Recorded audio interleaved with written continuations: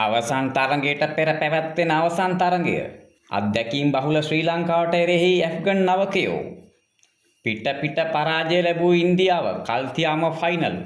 මා ප්‍රිය ක්‍රීඩාලෝලී හිතවතුනි, ශ්‍රී ලංකාවේ කණ්ඩායම, ඉන්දීය ඒ කණ්ඩායම හා ඇෆ්ගනිස්තාන ඒ කණ්ඩායම අතර පැවැත්වෙන තුන්කොන් තරගාවලියේ අවසන් මහා තරගය මෙම මාස 21 වෙනිදා පැවැත්වෙන අතර කල්තියාම ඉන්දීය කණ්ඩායම අවසන් සටනට ස්ථානය වෙන් කර ගන්නා ලදී. පිට තරඟ දෙකක පරාජයෙන් පසු ඇෆ්ගනිස්තානයට එරෙහිව දැවැන්ත ලකුණු 101ක ජයග්‍රහණයක් ලබමින් ලකුණු වේගයේ මත ඔවුන් පළමු ස්ථානය හිමි කර ගන්නා ලදී.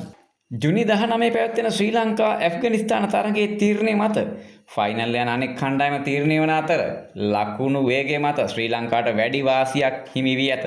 ඇෆ්ගනිස්තාන කණ්ඩායම අවසන් මහා තරගයට යන්නේ නම් ශ්‍රී ලංකා කණ්ඩායමට එරෙහිව විශාල ලකුණු පරතරයකින් ජයග්‍රහණය කිරීම අවශ්‍ය වන අතර අත්දැකීම් අඩු ඇෆ්ගන් ක්‍රීඩකීන්ට එය තරම් ලෙහෙසි කටයුත්තක් නොවනු ඇත.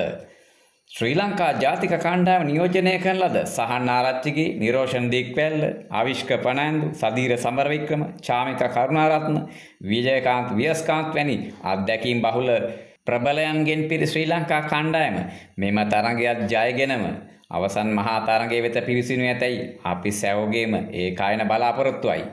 එහෙනම් අවසන් තරගයට අදාළ තොරතුරු සමග ඔබ හමුවන තෙක් VUP ක්‍රිකට් චැනලය සබ්ස්ක්‍රයිබ් කර බෙල් අයිකනයත් ක්ලික් කර තබා ගන්න. එවිට අපගේ ඊළඟ වීඩියෝ එක ඔබට ඉතා ඉක්මනින් නරඹන්න පුළුවන්. එතෙක් ඔබ සැමට ජයග්‍රාහී දිනයක් වේවා.